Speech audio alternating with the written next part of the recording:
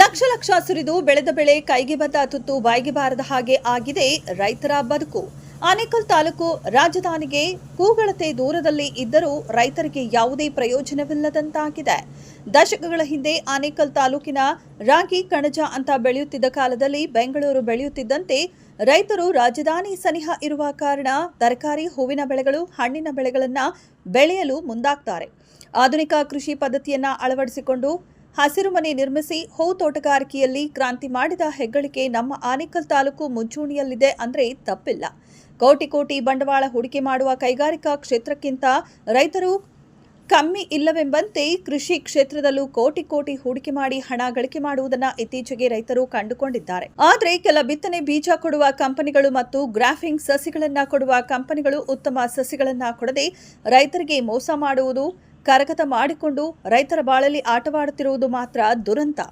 ರಸ್ತೆಯಲ್ಲಿ ಸಂಚರಿಸುವಾಗ ನಮ್ಮ ಕಣ್ಣಿಗೆ ಕಂಡ ಅರ್ಧಂಬರ್ಧ ಬತ್ತಿದ ಸೆಂಟ್ ಹೆಲ್ಲೋ ಹೂ ತೋಟ ಮನ ಕಲಕುವಂತಿತ್ತು.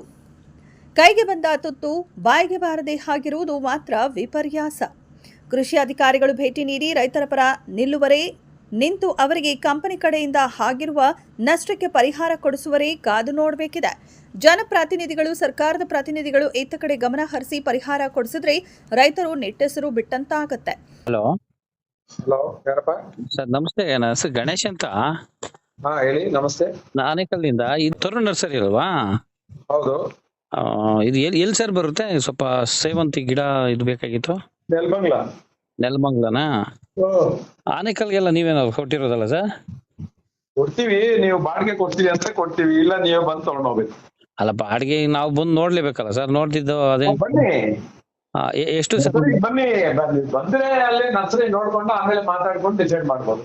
ಅದೇ ಅದೇ ಒಂದು ಕಡ್ಡಿ, ಒಂದು ಗಿಡ ಎಷ್ಟಾಗುತ್ತೆ ಸರ್? ಏನ್ ಸೆಂಟೆಲ್ಲನಾ? ಸೆಂಟೆಲ್ಲ ₹2. ₹2? ಹೌದು. ಅದೇ ಮಿಕ್ಸ್ ಏನ್ ಬರಲ್ಲ? ಆಲ್ಮೋಸ್ಟ್ ಬರಲ್ಲ.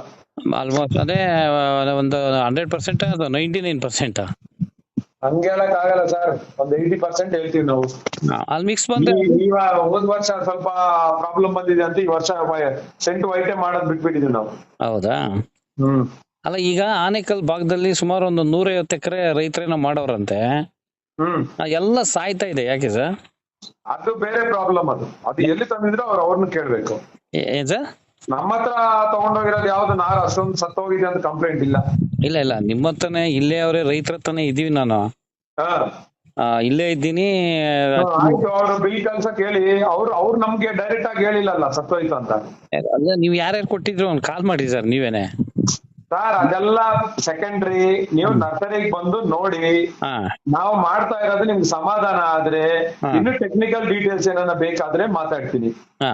ಅಲ್ಲಲ್ಲ, ನೀವು ನರ್ಸರಿಗೆ ಬಂದ್ರೆ ಈಗ ಮಾತಾಡ್ಬೋದು, ಬೇರೆಯವ್ರ ಕಂಪ್ಯಾರಿಸನ್ ಮಾಡ್ಕೊಳ್ಳೋದು ಬೇಡ.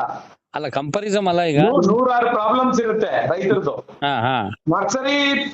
ನರ್ಸರಿ ಬಿಟ್ರೆ ಇನ್ನು ಬೇರೆ ಮಾತಾಡಲ್ಲ ಅವರು. ಅಲ್ಲಲ್ಲ, ಕರೆಕ್ಟ್. ಗೊಬ್ಬರ ಅಂಗಡಿ ಅವ್ರು ಕಳೆ ಔಷಧಿ ಮಾಡ್ಬೋದಾ ಅಂತ ಕೊಡ್ತಾರ. ಕಳೆ ಔಷಧಿ ಮಾಡ್ಬೋದಾ ಭೂಮಿಗೆ? ಯಾವ PhD ಅವ್ರು ಹೇಳಿದ್ರು ನಿಮ್ಗೆ? ಯಾವ HR ಪ್ರೊಫೆಸರ್ ಹೇಳಿದ್ರು? ಯಾರನ್ನ ಕಂಡಿಡಿದ್ರ? ಏನಂತ ಸರ್? ಕಳೆ ಔಷಧಿ ಹೊಡಿಬೇಕಾ ಭೂಮಿಗೆ? ಸುಮಾರು ಜನ ಹೊಡಿತಾರ. ಅಲ್ಲಲ್ಲ, ಕಳೆ ಔಷಧಿ ನಾವೆಲ್ಲ ಕೇಳಿದ್ವಿ, ಈ ರೈತರನ್ನ ಕೇಳ್ಬೇಕಾದ್ರೆ. ಹೌದು, ಅದೆಲ್ಲ ಸರ್ ಜನರಿಕ್ ಆಗಿ ಬೇಡ. ನೀವು ನರ್ಸರಿಗೆ ಬನ್ನಿ, ನಾವೇನ್ ಮಾಡ್ತಾ ಇದೀವಿ ನೋಡಿ, ಎಲ್ಲ ನಮ್ಮ ಮದರ್ ಪ್ಲಾಂಟ್ ನೋಡಿ, ನಮ್ಮ ಪ್ರೊಡಕ್ಷನ್ ಏರಿಯಾ ನೋಡಿ, ರೂಟಿಂಗ್ ಏರಿಯಾ ನೋಡಿ. ಅಂದ್ರೆ ಇದು ರೂಟಿಂಗ್ ಎಲ್ಲ ನೀವೇ ಇದ್ ಮಾಡೋದಾ? ರೂಟಿಂಗ್ ಎಲ್ಲ ನಾವೇ ಮಾಡ್ತೀವಿ. ಇಲ್ಲಾಂದ್ರೆ 40 ಎಕರೆಗೆ ಲೀಸ್ ಪೇಮೆಂಟ್ ಏನಕ್ಕೆ ಸರ್ ಕಟ್ತೀವಿ ನಾವು? 40 ಎಕರೆ ಏನಕ್ಕೆ ಬೇಕು ಹೇಳಿ? ನಾವು ರೂಟಿಂಗ್ ಮಾಡಿಲ್ಲ, ಬೇರೆ ಯಾರ ಮೇಲೂ ಡಿಪೆಂಡ್ ಆಗಿದ್ರೆ ನೋಡ್ತಾ ಇಲ್ಲ. ನೀವು ಬಂದು ನೋಡಿದ್ರೆ ನಾವ್ ಏನ್ ಮಾಡ್ತಾ ಇದೀವಿ ಅಂತ ಅರ್ಥ ಆಗುತ್ತೆ. ನೆಕ್ಸ್ಟ್ ಇನ್ನು ಯಾರ್ಯಾರಿಗೆ ಏನ್ ಸಮಸ್ಯೆ ಇದೆಯೋ ಅವ್ರು ಮಾತಾಡಿದ್ರೆ ಏನ್ ಮಾಡಿದ್ರಪ್ಪ. ಈಗ ಮೊನ್ನೆ ಒಬ್ರು ಮಾತಾಡಿದ್ರೆ ಹೇಳ್ತೀನಿ ನಾನು. ಯಪ್ಪ, ಒಂದು ಕಂಪನಿಯಲ್ಲಿ ಯೂನಿಯನ್ ಲೀಡರ್, ಹೆಸರು ತಗೊಳ್ಳಲ್ಲ ನಾನು, ಒಂದ್ ಮಾತು ಹೇಳ್ತೀನಿ. ಆನೇಕಲ್ ಹತ್ರ 12,000 ನಾರು ತುಂಬಾ ಇದು ಮಾಡಿದ್ದಾನ ಅವನು. ಮಾಡಿರೋದ್ ಏನಪ್ಪಾ ಅಂತ ನಾನು ಇನ್ ಡೀಟೇಲ್ಗೆ ಹೋದ್ರೆ 1 ಎಕರೆಗೆ 5 ಚೀಲ DAP ಹಾಕಿದ್ದಾನು. 5 ಚೀಲ ಅಂದ್ರೆ 5 × 50 250 kg ಹಾಕಿದ್ದ DAP. ತಿರ್ಗಾ ಯಾವ್ದೋ ಮೈಕ್ರೋ ನ್ಯೂಟ್ರಿಯೆಂಟ್ಸ್ ಅದು ಇದು ಹಾಕಿದ್ದೇನೆ ಅಂತ ಹೇಳಿದ. ಅಷ್ಟ್ ಹಾಕ್ಬಿಟ್ಟು ಮೊನ್ನೆ ಬೇಸಿಗೆಯಲ್ಲಿ ನೀವು ಕವರ್ ಮುಚ್ಚಿದ್ರೆ ಇನ್ನೇನಾಗುತ್ತೆ? ಗಿಡ ಸಾಯಲ್ಲ ಅಂತ. ಇನ್ನೇನೇ ಆಗುತ್ತೆ ಹೇಳಿ? ಇದು ಒಂದ್ ಎಕ್ಸಾಂಪಲ್. ಈ ತರ ಬೇಜಾನ್ ಇದಾರು. ನಾವು ಕೇಳಿದಾಗ ಇನ್ ಡೀಟೇಲ್ ಹೋಗಿದಾಗ ಅವ್ರು ಹೇಳ್ತಾರೆ. ನಾರ್ಮಲ್ ಆರ್ಗಾನಿಕ್ ಮೆನ್ಯೂರ್ ಕೊಟ್ಕೊಂಡು ನಾರು ಪ್ಲಾಂಟೇಶನ್ ಮಾಡ್ಕೊಂಡು ಹೊಸ ಭೂಮಿಗೆ ಅವ್ರು 15 ದಿನ ಆದ್ಮೇಲೆ ಲಿಮಿಟೆಡ್ 1 kg 1.5 kg ಗೊಬ್ಬರ ಕೊಟ್ರೆ ಅವ್ರ ಭೂಮಿ ಯಾರ್ದು ಪ್ರಾಬ್ಲಮ್ ಇಲ್ಲ, ಅವ್ರಿಗೆಲ್ಲ ಚೆನ್ನಾಗಿದೆ. ಹೂ ಕಟ್ ಮಾಡ್ತಾ ಇದ್ರು ಈಗ. ಅದು ಅಲ್ಲ ಈಗ ನಾನ್ ಹೇಳೋದೇನ್ ಗೊತ್ತಾ, ಯಾವ್ದೋ ಒಂದು ಅಥವಾ 100ರಲ್ಲಿ ಒಂದು 10 ಸಮಸ್ಯೆ ಬಂದ್ರೆ ಅದು ರೈತರದೇ ಸಮಸ್ಯೆ. ನೀವ್ ಹೇಳ್ದ ಕರೆಕ್ಟ್ ಅದು ಸರ್. 150 ಸಮಸ್ಯೆ ಬಂದ್ರೆ ಅದು ಅವರೇ ಮಾತಾಡ್ಬೇಕು, ರೈತರು ತಗೊಂಡೋಗಿರೋರು ಮಾತಾಡ್ಬೇಕು. ಏನಂತ 100ಗೆ 150 ಜನ ಈ ತರ ಆಗಿದೆ ಅಂತ ಅವ್ರು ಬಂದು ಕಂಪ್ಲೇಂಟ್ ಕೊಟ್ಟು ಮಾತಾಡ್ಬೇಕು, ಸರ್ ಈ ತರ ಆಗಿದೆ ಅಂತ. ನಮ್ಗೇನ್ ಬರ್ತಾ ಇಲ್ಲಲ್ಲ, ಸುಮಾರು ಜನ ನಮ್ಮ ಹತ್ರನೇ ತಗೊಂಡ್ ಬಂದಿದೀವಿ ಅಂತಾರೋ. ಬಿಲ್ ತೋರ್ಸಪ್ಪ ಅಂದ್ರೆ ಬಿಲ್ ತೋರ್ಸಕ್ ಆಗಲ್ಲ ಅವ್ರ ಹತ್ರ. ನೀವು ಅಂದ್ರೆ ನಮ್ಮ ಹೆಸರು ತಗೊಂಡು ಬೇಜನ ಫ್ರೀ ಡೆಲಿವರಿ ಕೊಡ್ತಾ ಇದ್ರು. ಅದೆಲ್ಲ ನಮ್ ನಾರ ಅಲ್ಲ ಅದು. ನೆಲಮಂಗಲ ಅಂದ ತಕ್ಷಣ ಭಾಸ್ಕರ್ ರೆಡ್ಡಿ ನರ್ಸರಿ ನಾರೇ ಅಲ್ಲ ಅದು. ನಮ್ಮ ಅಕ್ಕಪಕ್ಕ ಬೇರೆ ನರ್ಸರಿ ಅವರನ್ನು ಎಲ್ಲಿಂದನೋ ತಗೊಂಡ್ಬಂದ್ ಕೊಟ್ಟು, ನಿಮ್ಗೆ ರಾಯಕೋಟೆಯಿಂದ ತಂದ್ಕೊಟ್ಟು, ಚಿಕ್ಕಬಳ್ಳಾಪುರದಿಂದ ತಂದ್ಕೊಟ್ಟು ಭಾಸ್ಕರ್ ರೆಡ್ಡಿ ನರ್ಸರಿ ನೆಲಮಂಗಲ ನಾರ ಅಂತಾರೆ. ಅದಕ್ಕೇನ್ ಪ್ರೂಫ್ ಹೇಳಿ? ಅಂದ್ರೆ ಇವಾಗ ತರುಣ್ ನರ್ಸರಿ ಅನ್ನೋದಕ್ಕೆ ಅಮೌಂಟ್ ಹಾಕಿದ್ರೆ ಅದು ನಿಮ್ದೇ ಅಲ್ವಾ? ತರುಣ್ ಹಾಕಿದ್ರೆ ನಮ್ದೇ. ಓಕೆ ಸರಿ ಸರ್. ಅಂದ್ರೆ ನಿಮ್ಮ ಹೆಸರು ಭಾಸ್ಕರ್ ರೆಡ್ಡಿನಾ? ನನ್ನ ಹೆಸರು ಕೃಷ್ಣ ಅಂತ, ನಾನ್ ಸೇಲ್ಸ್ ಹ್ಯಾಂಡಲ್ ಮಾಡ್ತಾ ಇರೋದು ನಾನೇ. ಓಕೆ, ಇದು ನರ್ಸರಿಗೆ ಬನ್ನಿ. ಫಸ್ಟ್ ಆಫ್ ಆಲ್ ಬಂದು ನಾವ್ ಏನ್ ಮಾಡ್ತಾ ಇದೀವಿ, ಯಾವ ವಾಲ್ಯೂಮ್ ಅಲ್ಲಿ ಮಾಡ್ತಾ ಇದೀವಿ.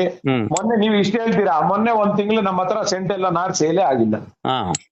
ಸೇಲೇ ಆಗಿಲ್ಲ, 1 ತಿಂಗಳು ನಿಂತೋಯ್ತು. ಏನಕ್ಕಂತ ರೀಸನ್ ಹೇಳ್ತೀನಿ. ಒಂದು ಹೆವಿ ಟೆಂಪರೇಚರ್, ಇನ್ನೊಂದು ಸುಮಾರು ರೈತರಿಗೆ ನೀರಿಲ್ಲ. ಕೆಲವರ್ಗು ಸ್ವಲ್ಪ ನೀರ್ ಐತೆ, ಭೂಮಿ ಬೆಳೆ ಇಟ್ಟಿದ ಮೇಲೆ ನೀರ್ ನಿಲ್ತೋದ್ರೆ, ಬೋರ್ ನಿಲ್ತೋದ್ರೆ ಏನ್ ಪ್ರಾಬ್ಲಮ್ ಅಂತ ಎಲ್ಲಾರು ಸೈಲೆಂಟ್ ಆಗ್ಬಿಟ್ರು. ಸೊ ಅಂತ ಟೈಮ್ ಅಲ್ಲಿ ಬೇರೆಯವರು 1 ರೂಪಾಯಿ ಕೊಟ್ಟಿರೋರು, 50 ಪೈಸಾ ಕೊಟ್ಟಿರೋರು, ದೇ ಹ್ಯಾವ್ ಟೇಕನ್ ಅಡ್ವಾಂಟೇಜ್. ನಮ್ಮ ಹತ್ರ 2 ರೂಪಾಯಿ ಅಂತ ಕೇಳೋದು, ಸುಮ್ನೆ ಇಡೋದು ಫೋನು. ಸೇಲ್ಸೇ ಇಲ್ಲ 1 ತಿಂಗಳು. ಅಂದ್ರೆ ಈಗ ಗಿಡ ನಿಮ್ಮ ಹತ್ರ ತಗೊಂಬಂದು ಅವ್ರ ಏನೋ ಆರ್ಗಾನಿಕ್ ಮಾಡಿ ಬೆಳೆದು ಒಂದ್ ವೇಳೆ ಗಿಡ ಸತ್ತಿದ್ರೆ ಅವ್ರಿಗೆ ಏನಾದ್ರು ನೀವು ಪೇಮೆಂಟ್ ರೀಫಂಡ್ ಮಾಡಿ? ಏನು ಮಾಡಲ್ಲ ಸರ್, ರೀಫಂಡ್ ಇಲ್ಲ. ಆ ತರ ಗ್ಯಾರಂಟಿ ಯಾವ ವೆರೈಟಿಗೂ ಇಲ್ಲ, ಯಾವ ನರ್ಸರಿಲೂ ಕೊಡಲ್ಲ, ಯಾವ ನರ್ಸರಿನೂ ಕೊಡಲ್ಲ. ಬೇರೆಯವ್ರದ್ದು ಇದೇ ಬೇಡ, ನಾವೇನು ಕೊಡಲ್ಲ. ನಿಮ್ಗೆ ನರ್ಸರಿಗೆ ಬಂದಾಗ ಎಲ್ಲ ತೋರಿಸ್ತೀವಿ, ಮಾಹಿತಿ ಹೇಳ್ತೀವಿ. ಬೆಳೆಯೋದು ಸಪೋರ್ಟ್ ಏನ್ ಬೇಕೋ ಟೆಕ್ನಿಕಲ್ ಸಪೋರ್ಟ್ ಓವರ್ ಫೋನ್ ಹೇಳ್ತೀವಿ. ಇನ್ನು ಮಿಕ್ಕಿರೋದು ಅದೇನಿದೆಯೋ ನಿಮ್ಮ ಭೂಮಿ ಚಾಯ್ಸ್ ಅದು. ಓಕೆ ಸರಿ ಸರ್. ಬನ್ನಿ, ಲಕ್ಷ ಸುರಿದು ಬೆಳೆದ ಬೆಳೆಗಳನ್ನ ಕಿತ್ತಾಕುತ್ತಿರುವ ನೊಂದ ರೈತರು ಹೇಳುವುದಾದ್ರೂ ಏನು ಕೇಳೋಣ ಬನ್ನಿ. ಸರ್, ಒಂದು ಸಮಸ್ಯೆ ಏನು ಅಂತಂದರೆ, ಇತ್ತೀಚಿನ ದಿನಗಳಲ್ಲಿ ನರ್ಸರಿ ಏನು ನಡೆಸ್ಕೊಂಡು ಹೋಗ್ತಾ ಇದ್ದಾರೆ, ಅವ್ರು ಮಾಡ್ತಾ ಇರೋ ಎಡವಟ್ಟಿನಿಂದಾಗಿ ಈ ರೋಗಗ್ರಸ್ತ ಬೇರುಗಳಿರ್ತವೆ. ಅಂದರೆ ರೋಗಗ್ರಸ್ತ ಗಿಡಗಳಲ್ಲಿ ಕೆಲವು ಸೀಸನಲ್ಲಿ ಗಿಡಕ್ಕೆ ಡಿಮ್ಯಾಂಡ್ ಜಾಸ್ತಿ ಇದ್ದಾಗ ಏನು ಮಾಡ್ತಾರೆ, ರೋಗಗ್ರಸ್ತ ಗಿಡಗಳಲ್ಲಿ ಕಟ್ಟಿಂಗ್ ಹಾಕಿ ಅವರು ಕ್ರೇಟ್ಗಳಿಗೆ ಹಾಕಿ ರೂಟ್ ಟ್ರೈನರ್ಗಳು ಹಾಕ್ಬಿಟ್ಟು ಗಿಡ ಬೆಳೆಸ್ತಾರೆ. ಅದೇನಾಗುತ್ತೆ ಅಂತಂದರೆ, ಒಂದು ನಾವು ನೆಲಕ್ಕೆ ತಂದು ನಾಟಿ ಮಾಡಿದ ಮೇಲೆ 25ರಿಂದ 30 ದಿವಸವರೆಗೂ ಏನು ಪ್ರಾಬ್ಲಮ್ ಇರೋಲ್ಲ. ಆಮೇಲೆ ಸಾಯೋದಕ್ಕೆ ಸ್ಟಾರ್ಟ್ ಆಗ್ತದೆ. ನಾವು ಸಣ್ಣ ಗಿಡದಲ್ಲಿ ತರಬೇಕಾದ್ರೆ ಅವ್ರ ಹತ್ರ ನಾವು ಹೇಳಿರ್ತೀವಿ, ಇದರಲ್ಲಿ ಯಾವುದು ತೊಂದರೆ ಇಲ್ವಾ, ರೋಗಗ್ರಸ್ತ ಗಿಡಗಳನ್ನ ಹಾಕಿಲ್ವಾ ಅಂತ ಕೇಳ್ತೀವಿ. ಅವ್ರು ನಮ್ಗೆ ಗೊತ್ತಾಗಲ್ಲ, ರೈತರಿಗೆ ಯಾವುದೇ ಕಾರಣಕ್ಕೆ ಗೊತ್ತಾಗಲ್ಲ. ಆಮೇಲೆ ರೈತರು ಯಾರೂ ಹೋಗಿ ನರ್ಸರಿ ಭೇಟಿ ಕೊಡೋಕ್ಕಾಗಲ್ಲ, ಎಲ್ಲ ಫೋನ್ಗಳಲ್ಲೇ ಕಾಂಟ್ಯಾಕ್ಟ್ ಮಾಡ್ತಾರೆ. ಅವ್ರು ಬೇಕಾದ್ರೆ ನಮ್ಗೊಂದು ಫೋಟೋ ವಾಟ್ಸಪ್ ಮಾಡ್ತಾರೆ, ಗಿಡ ಚೆನ್ನಾಗಿದೆ ನೋಡಿ ತೊಗೊಂಡೋಗಿ ಅಂತಾರೆ. ನಾವು ಫೋನ್ ಮಾಡಿದ್ರೆ ನಮಗೆ ದುಡ್ಡು ಅಡ್ವಾನ್ಸ್ ಹಾಕ್ತೀವಿ. 15 ದಿವಸ 20 ದಿವಸ ಆದಮೇಲೆ ಗಿಡ ಸಪ್ಲೈ ಮಾಡ್ತಾರೆ. ಇಲ್ಲಿ ಇಳಿಸ್ಮೇಲೆ ನಾವು ಅವ್ರಿಗೆ ಆನ್ಲೈನಲ್ಲಿ ಪೇಮೆಂಟ್ ಮಾಡ್ತೀವಿ. ಆದರೆ ಅವ್ರದ್ದು ಇನ್ನೂ ಸುಮಾರು ಸಮಸ್ಯೆಗಳು ಏನು ಮಾಡ್ತಾ ಇದ್ದಾರೆ ಅಂತ ಹೇಳಿದ್ರೆ, ನೋಡಿ, ನಾನು ಸೆಂಟೆಲ್ಲ ಬುಕ್ ಮಾಡಿದ್ದೆ. ಇವಾಗ ನಾನು ಒಂದು 9,000 ಗಿಡ ಬುಕ್ ಮಾಡಿದ್ದೆ. 9,000 ಗಿಡ ಬುಕ್ ಮಾಡಿದರೆ ಸೆಂಟೆಲ್ಲ ಕೊಡಬೇಕು ಅವರು. ಸೆಂಟೆಲ್ಲ ನೋಡಿ, ನೀವು ಕಾಣಿಸ್ಬೋದು ನಿಮಗೆ, 50% ವೈಟ್ ಇದೆ. 50% ವೈಟು, ಅದು ಎಲ್ಲ ರೋಗದ ಗಿಡಗಳೇ. ಸೆಂಟೆಲ್ಲ ಅಂತ ಕೊಟ್ಟಿದ್ದಾರೆ, ಅದು ಎಲ್ಲ ರೋಗ ಬಂದು ಹೋಗ್ತಾ ಇದ್ದಾರೆ. ಈ ನರ್ಸರಿಗಳನ್ನು ಮಾಡೋ ಕೆಲಸದಿಂದ ಈ ಶಾಮಂತಿಗೆ ಹೇಗೆ ಅಂತ ಹೇಳಿದ್ರೆ, ಉಳುಮೆ ಮಾಡಿ ನಾವು ಬೆಳೆಯೋಕ್ಕಷ್ಟೊತ್ತಿಗೆ 90% ಇನ್ವೆಸ್ಟ್ಮೆಂಟ್ ಬಿದ್ದೋಗ್ಬಿಡುತ್ತೆ. ನಾವೇನಾದ್ರು ಮಂಚಿನ ಪೇಪರ್ ಹಾಕ್ತೀವಿ, ಎಲ್ಲ ಡ್ರಿಪ್ ಮಾಡ್ತೀವಿ, ಗೊಬ್ಬರ ಹಾಕ್ತೀವಿ, ಆಮೇಲೆ ಈ ಬೇವಿನ ಹಿಂಡಿ, ಹೊಂಗೆ ಹಿಂಡಿ, DAP, ನಾಟಿ ಗೊಬ್ಬರ ಎಲ್ಲ ಮಿಕ್ಸ್ ಮಾಡಿ ಬದುಗಳು ನಿರ್ಮಾಣ ಮಾಡಿ ಆದಮೇಲೆ ಪೇಪರ್ ಹಾಕಿ ನಾವು ಇದನ್ನ ಗಿಡ ನಾಟಿ ಮಾಡ್ತೀವಿ. ಗಿಡ ನಾಟಿ ಮಾಡೋದು 90% ಇನ್ವೆಸ್ಟ್ಮೆಂಟ್ ಬಿದ್ದೋಯ್ತು. ಆಮೇಲೆ ರೈತನಿಗೆ ಇನ್ನೇನಿಲ್ಲ, ಒಂದು ವಾರಕ್ಕೋ 10 ದಿವಸಕ್ಕೋ ಒಂದು ಕೋಟ ಔಷಧಿ ಹೊಡ್ಕೊಂಡ್ರೆ ಮುಗೀತು. ಹಾಗಾಗಿ ರೈತರಿಗೆ ಮಾತ್ರ ಈ ಸೆಂಟೆಲ್ಲೋ ಏನು ಶಾವಂತಿ ಇದೆ ನೋಡಿ, ಅದರಂಥ ಇವ್ರು ನಮ್ಗೆ ಲಾಸ್ ಆಗ್ತಾ ಇರೋದು ಬೇರೆ ಯಾವುದೂ ಇಲ್ಲ. ಬೆಲೆ ಮಾರ್ಕೆಟಲ್ಲಿ ಏನಿದೆ ಅದು ನಮ್ಗೆ ಸಿಗುತ್ತೆ, ನಮ್ಮ ಮನೆ ಬರ ಇರುತ್ತೆ. ಬೆಲೆ ಸಿಕ್ಕರೆ ಒಂದು 4 ಕಾಸು ಆಗುತ್ತೆ, ಇಲ್ಲಾಂದರೆ ಲಾಸ್ ಆಗುತ್ತೆ. ಆದರೆ ಇಟ್ಟು ಬೆಳೆ ಮಾಡೋ ಕೆಲಸ ಎಲ್ಲ ಮಾಡಿ ನರ್ಸರಿಯವ್ರ ತಪ್ಪಿನಿಂದ ಈ ಥರ ಲಾಸ್ ಆಗ್ತಾ ಇರೋದ್ರಿಂದ ನಮ್ಗೆ ತುಂಬ ಲಾಸ್ ಆಗಿದೆ. ನಾನು ಸುಮಾರು 1-1.5 ಲಕ್ಷ ರೂಪಾಯಿ ಬಂಡವಾಳ ಹಾಕಿದ್ದೆ, 100 ರೂಪಾಯಿ ಕೂಡ ಬಂದಿಲ್ಲ. ಈ ಎಲ್ಲ ಉಳುಮೆ ಮಾಡೋದಕ್ಕೆ ಎಲ್ಲ ಕಿತ್ತಾಕಿ ಎಲ್ಲ ರೋಟ್ ಹಾಕಕ್ಕೆ ರೆಡಿ ಮಾಡ್ತಾಯಿದ್ದೀನಿ ನಾನು. ಅದು ವಿಲ್ಟು ಅಂತ ಹೇಳ್ತಾರೆ ಸರ್. ಅದು ವಿಲ್ಟು ನೆಲದಲ್ಲಿ ಪ್ರಾಬ್ಲಮ್ ಇದೆ, ಅದೆಲ್ಲ ಸುಳ್ಳು. ನೆಲದಲ್ಲಿ ಪ್ರಾಬ್ಲಮ್ ಇದೆ, ಬೇರೆ ಬೆಳೆ ಆಗಬಾರ್ದಲ್ವಾ.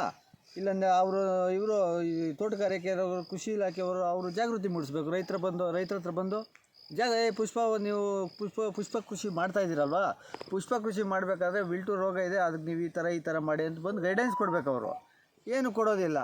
ರೈತರು ಏನು ಮಾಡ್ತಾರೆ, ತರ್ತಾರೆ. ಅವರು ಫಸ್ಟ್ ಆಫ್ ಆಲ್ ವಿಲ್ಟು ಅಂತ ಬರೋದು ಅದು ಗಿಡದಲ್ಲೇ ಬಂದಿರುತ್ತೆ. ಆ ಗಿಡದಲ್ಲೇ ಆ ಬ್ಯಾಕ್ಟೀರಿಯಾ ಇರುತ್ತೆ. ನಾವು ಅದಕ್ಕೇನು ಏನು ಪೂರ್ವ ಸಿದ್ಧತೆ ಮಾಡಿರ್ತೀವಿ. ಆ ಮಾಡಿದ್ರು 15-20 ದಿವಸ, ಒಂದು 30 ದಿವಸ ಏನು ಪ್ರಾಬ್ಲಮ್ ಇರೋಲ್ಲ. 30 ದಿವಸ ಆದಮೇಲೆ ಸ್ಟಾರ್ಟ್ ಆಗುತ್ತೆ. ಒಂದೊಂದೇ ಸ್ಟಾರ್ಟ್ ಆಗಿ 2 ತಿಂಗಳಷ್ಟು ಫುಲ್ಲು ಕ್ಲಿಯರ್ ಎಲ್ಲ ಹೋಗ್ಬಿಡುತ್ತೆ. ಹಂಗಾಗಿ ತುಂಬ ಲಾಸ್ ಆಗ್ತಾಯಿದೆ. ಒಂದು 150-200 ಎಕರೆ ಜಮೀನಲ್ಲಿ ಹಾಕಿದ್ದಾರೆ. ಒಂದು 70% ಇದೇ ಥರ ಸೆಂಟ್ರಲ್ಲು ಏನು ಹಾಕಿದ್ದಾರೆ ಬೇಸಿಗೆಯಲ್ಲಿ 70% ಇದೇ ಥರ ತುಂಬ ಲಾಸ್ ಆಗಿದೆ. ರೈತರಿಗೆ ಸರಿ ರೇಟ್ ಇದೆ ನೋಡಿ, ರೇಟ್ ಇದೆ, ಬಟ್ ಹೂವು ಬೆಳೆಯೋಕ್ಕಾಗಲಿಲ್ಲ. ಹಂಗಾಗಿ ತುಂಬ ಲಾಸ್ ಆಗಿದೆ ರೈತರಿಗೆ. ನಿಮ್ಮ ಹೆಸರು ಸರ್? ರಮೇಶ್ ಅಂತ ತಿಲಗಲಿಂದ. ನಮಸ್ತೆ, ನನ್ನ ಹೆಸರು ವಿಜಯ ರೆಡ್ಡಿ ಅಂದ್ಬಿಟ್ಟು ಕಾವಲಹೊಸಳ್ಳಿ ನಾನು ಮಾತಾಡ್ತಾ ಇದ್ದೀನಿ. ನಾವು ಸೇವಂತಿಗೆ ಸುಮಾರು ವರ್ಷಗಳಿಂದ ಬೆಳೀತಾ ಇದ್ದೀವಿ. ಈ 2-3 ವರ್ಷಗಳಿಂದ ಭಾರಿ ನಮಗೆ ಈ ವಿಲ್ಟ್ ಅನ್ನೋದು ಜಾಸ್ತಿ ಕಾಡ್ತಾ ಇದೆ. ಏನಕ್ಕೆ ಕಾಡ್ತಾ ಇದೆ ಅಂತ ಹೇಳಿದ್ರೆ, ಈ ಫಿಸೇರಿಯಂ ವಿಲ್ಟ್ ಅನ್ನೋದೊಂದು ಫಂಗಲ್ ಥರ. ಅದನ್ನು ಈ ನರ್ಸರಿಗಳವರು ನಮ್ಮ ಮೇಲೆ ತಗೊಂಬಂದು ಓಡಿಸ್ತಾ ಇದ್ದಾರೆ. ಯಾವ ಥರ ಅಂದರೆ, ಈ ಕಟಿಂಗ್ ಅನ್ನೋದು ರೂಟ್ ಕಟಿಂಗ್ ಥರ ಮಾಡ್ಕೊತಾರೆ, ಮಾಸ್ಟರ್ ಕಟಿಂಗ್ ಅಂದ್ಬಿಟ್ಟು ಒಂದು. ಅದನ್ನು ಅವರು 1 ಕಟಿಂಗ್ ಇಲ್ಲ 2-3 ಕಟಿಂಗ್ ಗಂಟ ಮಾಡ್ಕೊಬೋದು. ಅವ್ರ ಆಸೆಗೋಸ್ಕರ ಏನು ಮಾಡ್ತಾರೆ, 4-5-6 ಕಟಿಂಗ್ ಗಂಟ ಮಾಡಿಕೊಂಡು ಜಾಸ್ತಿ ಸಂಪಾದನೆ ಮಾಡ್ಕೊಂತ ಹೇಳ್ಬೇಕು. ಅವ್ರೇನು ಮಾಡ್ತಾರೆ, ಜಾಸ್ತಿ ಕಟಿಂಗ್ ಹಾಕ್ಕೊಂಡು ಅದನ್ನು ರೈತರ ಮೇಲೆ ತಲೆ ಮೇಲೆ ಹಾಕ್ತಾಯಿದ್ದಾರೆ. ಒಂದು ನಾರಿಗೆ ಅಂದ್ಬಿಟ್ಟು ನಾವು ಒಂದು 80,000 ಕೊಟ್ಟಿದ್ದೀವಿ. ಅದನ್ನ ತೊಗೊಂಬಂದು ನಾವು ಒಂದು 4 ಲಕ್ಷ ಗಂಟ ಖರ್ಚು ಮಾಡಿ ಇಷ್ಟೆಲ್ಲ ವ್ಯವಸಾಯ ಮಾಡಿ ಎಷ್ಟೆಲ್ಲ ಮಾಡಿ ಅದಕ್ಕೆ ಗೊಬ್ಬರ, ನೀರು, ಮದ್ದು ಎಲ್ಲ ಕೊಟ್ಟು ಲಾಸ್ಟ್ಗೆ ಹೂವು ಬರೋ ಟೈಮಲ್ಲಿ ಒಂದು ಕಡೆಯಿಂದ ಸಾಯ್ತಾ ಇದ್ದರೆ ಅಂದರೆ ರೈತನೂ ಹಂಗೆ ಸಾಯಬೇಕು ಅನಿಸುತ್ತೆ. ಆದ್ದರಿಂದ ಈ ನರ್ಸರಿಗಳವ್ರು ನಾನು ಏನು ಹೇಳೋಕ್ಕೆ ಇಷ್ಟಪಡ್ತೀನಿ ಅಂದರೆ, ದಯವಿಟ್ಟು ನೀವು ಅನ್ನ ತಿನ್ನೋದಕ್ಕಾಗಿ ರೈತರಿಗೆ ಮಣ್ಣು ತಿನ್ನಿಸ್ಬೇಡಿ. ಖಂಡಿತವಾಗ್ಲೂ ನೀವು ಅನ್ನ ತಿನ್ನಿ, ರೈತರಿಗೂ ಅನ್ನ ತಿನ್ನಕ್ಕೆ ಬಿಡಿ. ನೀವು ತುಪ್ಪ ಅನ್ನ ತಿಂದರೆ ರೈತರಿಗೆ ಬರೀ ಅನ್ನ ಮಜ್ಜಿಗೆನ ತಿನ್ನಕ್ಕೆ ಬಿಡಿ. ಆದ್ದರಿಂದ ನೀವು ಆಸೆಗೋಸ್ಕರ ರೈತರಿಗೆ ತಲೆ ಮೇಲೆ ಬಂಡೆ ಅಂತೂ ಎತ್ತಬೇಡಿ. ಇವಾಗ ನೋಡಿ, ನಾವೇ ಇಲ್ಲಿ ಸೇವಂತಿಗೆ ಹಾಕಿದ್ದೀರಿ, ಹತ್ತಿರ ಒಂದು 4 ಲಕ್ಷದಿಂದ 8 ಲಕ್ಷ ಗಂಟ ಖರ್ಚು ಮಾಡ್ತೀವಿ. ಇವಾಗ ಹೂವು ಬರೋ ಟೈಮ್ ಕರೆಕ್ಟಾಗಿ ಹೋಗ್ಬಿಟ್ರೆ ಅಂದರೆ ರೈತ ಏನು ಮಾಡಬೇಕು? ಇದಕ್ಕೆ ಸಂಬಂಧಪಟ್ಟ ಅಧಿಕಾರಿಗಳಿಗೆ ಯಾರನ್ನೂ ಕೇಳೋರಿಲ್ಲ. ಅಧಿಕಾರಿಗಳಿಗೆ ಇದು ಬೇಡ. ರೈತರಿಗೂ ತಿಳುವಳಿಕೆ ಇರೋಲ್ಲ.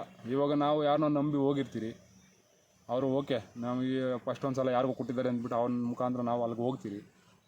ಅವರು ಬೇರೆ ಕಡೆ ₹1 ಇದ್ದರೆ ನಾವು ₹4 ಒಂದು ನಾರು ನಮ್ಮದು ಸ್ಪೆಷಲ್, ನಮಗಿಂತ ಚೆನ್ನಾಗಿ ಯಾರೂ ಕೊಡೋಲ್ಲ ಅಂತ ಹೇಳ್ತಾರೆ. ಹೌದೇನೋ, ಇದರಿಂದ ನಾವೇನೋ ಅನ್ನ ತಿಂತೀರೋ ಅಂದ್ಬಿಟ್ಟು ತಗೊಂಬಂದು ಹಾಕ್ತೀರಿ. ಹಾಕಿದ ಮೇಲೆ ಅದಕ್ಕಿಂತ ಹೀನವಾಗಿ ಪರಿಸ್ಥಿತಿ ಇಲ್ಲಿ ಕಣ್ಣಲ್ಲಿ ನೋಡಿದ್ರೆ ಕಣ್ಣಲ್ಲಿ ನೀರು ಬರುತ್ತೆ. ನಂದು ಬಂದೇ ಅಂತಲ್ಲ, ಇದು ನಂದು ತಿಳಿದ ಮಟ್ಟಿಗೆ ನಂದು ಪರವಾಗಿಲ್ಲ ಅನಿಸುತ್ತೆ ಸ್ವಲ್ಪ. ನಾನು ಬೇರೆ ಕಡೆ ನೋಡಿದವರೆಲ್ಲನೂ ಇದಕ್ಕಿಂತ ಅಧ್ವಾನ ಆಗೋಗಿದ್ದಾರೆ ಪಾಪ ರೈತರು. ಯಾಕೆ ಹಾಕ್ಸಿದ್ರು ಹೂವು ಅಂತ ಅನ್ನೋ ಮಟ್ಟಿಗೆ ಮಾತಾಡ್ತಾ ಇದ್ದಾರೆ. ಕಂಡುಬಿಟ್ಟು ರೈತರು ಯಾರು ನರ್ಸರಿ ಅವರು ದಯವಿಟ್ಟು ಅದು ಏನು ಬೇಕೋ ಅದೆಷ್ಟು ಮಾತ್ರ ನಿಮಗೆ ಇದಾಗುತ್ತೋ ಅದನ್ನ ತಗೊಂಡು ಮಿಕ್ಕಿದ್ದನ್ನ ಬೇಡ ಹಾಕಬೇಡಿ, ರೈತರಿಗೆ ಹೊರವರ್ಸ್ಬೇಡಿ. ಇಷ್ಟು ಹೇಳಿ ನಾನು 2 ಮಾತನಾಡೋಕ್ಕೆ ಮುಗಿಸ್ತಾ ಇದ್ದೀನಿ. ಅದೇ ಇನ್ನೂ 50 ಪೈಸೆ ಜಾಸ್ತಿ ತೊಗೊಂಡ್ರು ಚೆನ್ನಾಗಿರೋ ಕ್ವಾಲಿಟಿ ಸ್ಟೆಮ್ ಕೊಡ್ರಿ ಅಂತ ಹೇಳ್ತೀವಿ. ಯಾವುದೇ ಫಂಗಸ್ ಇರೋಂಥ ಸ್ಟೆಮ್ ಕೊಡ್ರಿ. ಬೇಕಂದರೆ ನೀವು ಇನ್ನೂ ಒಂದು 5 ಪೈಸೆ ಜಾಸ್ತಿ ತಗೊಂಡು ರೈತರಿಗೆ ಗುಣಮಟ್ಟವಾದ ನಾರು ಕೊಡ್ರಿ, ಗುಣಮಟ್ಟವಾದ ಬಿತ್ತನೆ ಕೊಡ್ರಿ, ಗುಣಮಟ್ಟವಾದ ಬೀಜ ಕೊಡ್ರಿ. ರೈತರು ನಿಮ್ಮ ಹತ್ರಕ್ಕೆ ಹುಡ್ಕೊಂಡು ಬರ್ತಾರೆ. ನೀವು 50 ಪೈಸೆ ಅಲ್ಲ ₹1 ಜಾಸ್ತಿ ತೊಗೊಂಡ್ರು ನಿಮ್ಮ ಹತ್ರ ಹುಡ್ಕೊಂಡು ಬರ್ತಾರೆ. ನಿಮ್ಮ ಆಸೆಗೋಸ್ಕರ ರೈತನ ಮಾತ್ರ ಹಾಳು ಮಾಡೋಕ್ಕೆ ಹೋಗಬೇಡಿ.